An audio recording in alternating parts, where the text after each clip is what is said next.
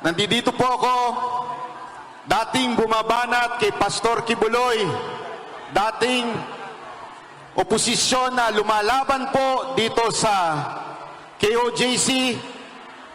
Pero nung sila po ay nagpaliwanag sa akin at pinakita nila ang ganda ng KOJC po, nakumbinsi po ako na ito si Pastor Kibuloy ay hindi lamang pang Davao. Dapat po talagang siyang maging senador dahil sa sobrang ganda ng ginawa niya sa kanyang community. Kaya po ako nandito, marami sa atin nag-iisip na bakit si Pastor Kibuloy? Ano ba ang nagawa niyan? Alam niyo po, si Pastor Kibuloy po ay maraming nagawa, maraming natulungan, hindi lamang po ang mga taga-KOJC, yung kanyang community. Pagpupuntahan niyo po sa Davao, makikita niyo yung napakalaking kingdom doon, pinakamalaki sa Pilipinas. Yung kanilang lugar ay nasa Pilipinas na isang third world country, pero first world ang lugar nila. Kung meron po sana tayong picture na may papakita dito, mas maganda. Ayun. Ayan. Ako yan eh.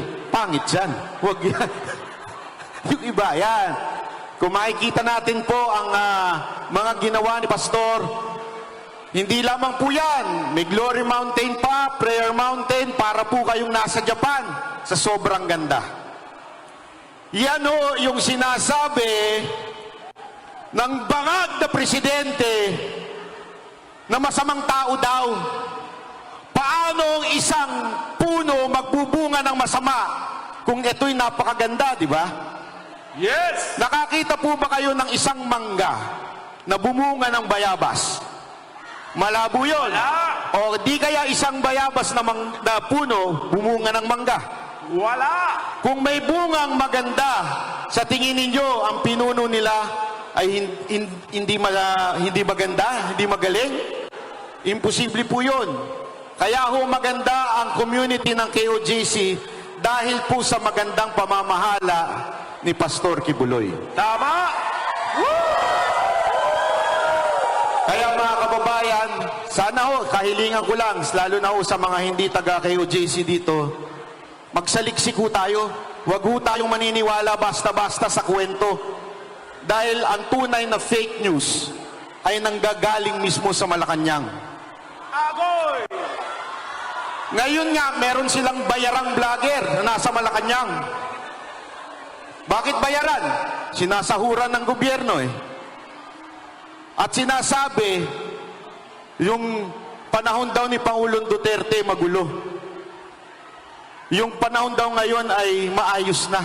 Naniniwala kayo doon? Naniniwala kayo na maganda ng peace and safety ng ating bayan ngayon? Hindi! Kung makikita nyo sa mga balita, di ba? Ang dami ho dyan, kaliwat kanan, mga bata, ginahasa, baby, ginahasa. Bakit?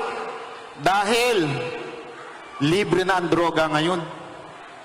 As in, madali nang makabili ng droga ngayon. Kaya mga kababayan, sana ho, dito sa darating na eleksyon, wag nating pahintulutan na mapuno ng team bangag ang ating gobyerno.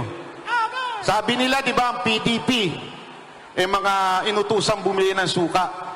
Mas okay na yon kaysa naman inutusan ng rugby, na bumili ng rugby, di ba? Kaya mas okay na po yung inutusan bumili ng suka.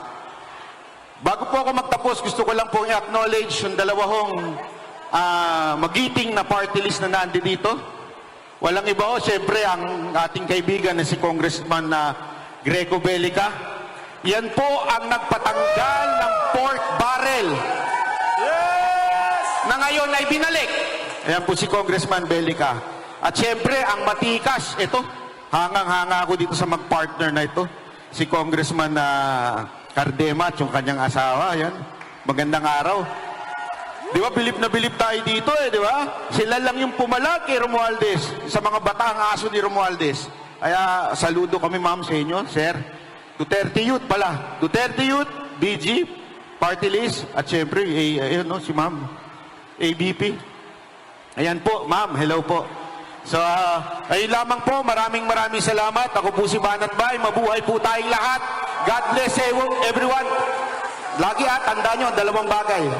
Dalawang letra. PP.